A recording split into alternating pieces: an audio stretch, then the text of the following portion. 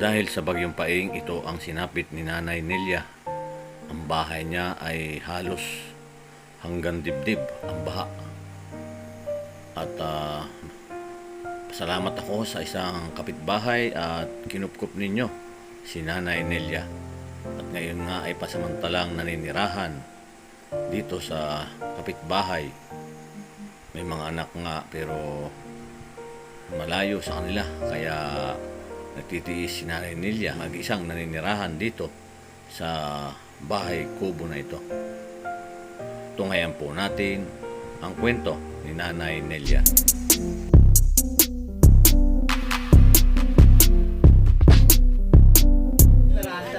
Magandang umaga po, Nay. Ikaw! Oh. Magandang umaga rin Kanina pong bahay yun? sa akin po. Pwede po punta tayo din sandali.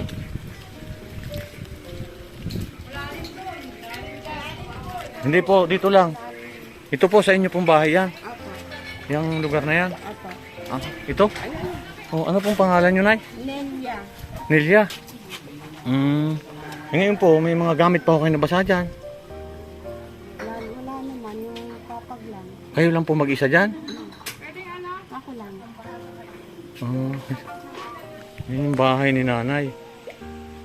Hindi na siya makapunta doon dahil almost 1 meter ho yung tubig siguro dyan, ano? May mga, ano po pangalan nyo, Nay? Nelia. Nelia. Opo, ilang taon na po kayo? 55. 55. May mga anak pa ho kayo? Meron. Ilan ho anak nyo?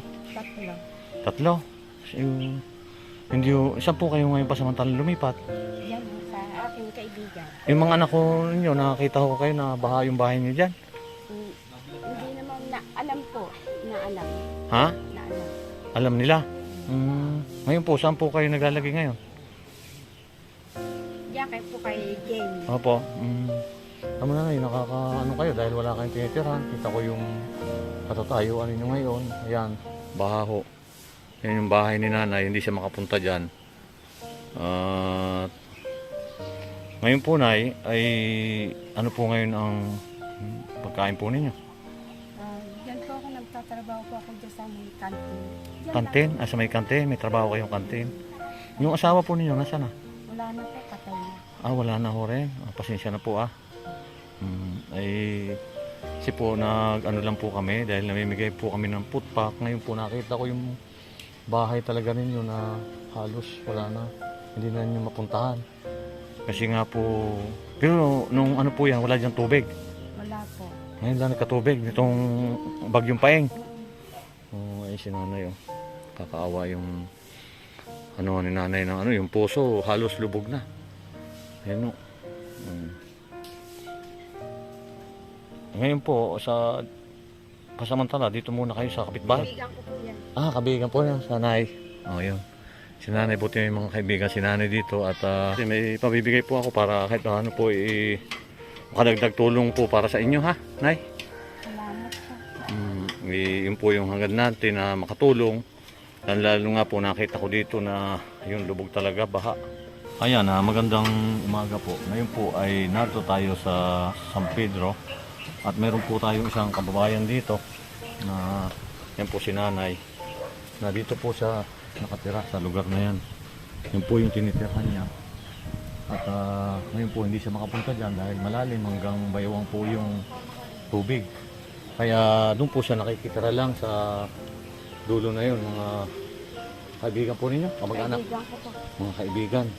Pero po yung anak po ninyo, paano po yun? Naalala po naman kayo ng anak ninyo? Opo.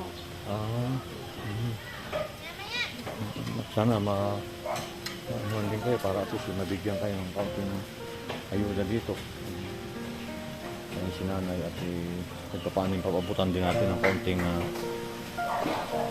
pagkain para pangaraw-araw niya pang kailangan. Bali po nagtatrabaho pala kayo sa kantin. Ayun, kasama po ako. Ayun po yun. Ayun po yung sina Mylene at si Ninita. Kasama ko po rin para namigay. Yan ka po yung sarili ninyong bahay? Bahay lang po. Pero yung lupa? Hindi po. Hindi. Tanggapin po ninyo ito. Yan. Tanggapin po niyo.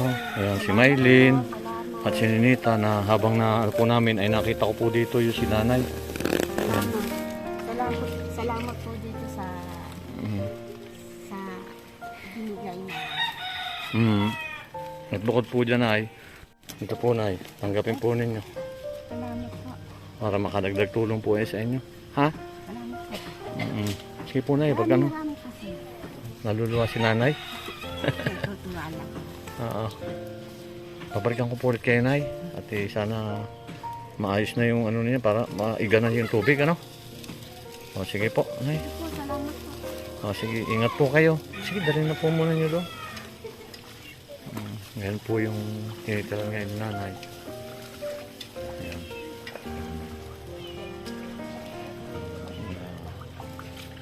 Ayan nga po.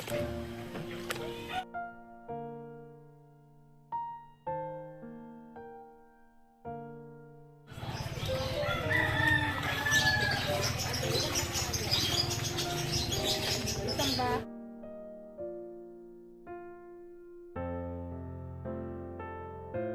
Nandito na po kami, nandito na mga bigas dito sa mga nabaha. Po ang tumulong mag-message lang po kaya kay Tita Hersty. Salamat po. Sinita. Ayan. Basta yun po si ma'am. Ayan po. Nay! Sige po, maraming salamat po. Salamat din po. Oo. Maraming salamat po sa inyo. Thank you po. Dandahan po kayo, baka madisat kayo dyan, madulas. Maraming salamat po sa walang sawa ninyo pagsubaybay. Subscribe ng aking YouTube channel. Ganun po rin sa ating mga viewers, subscriber at sponsor na patuloy na sumusuporta sa atin. Marami pong salamat at ingat po lagi tayo. Sana po tayo naroon. God bless po sa inyo.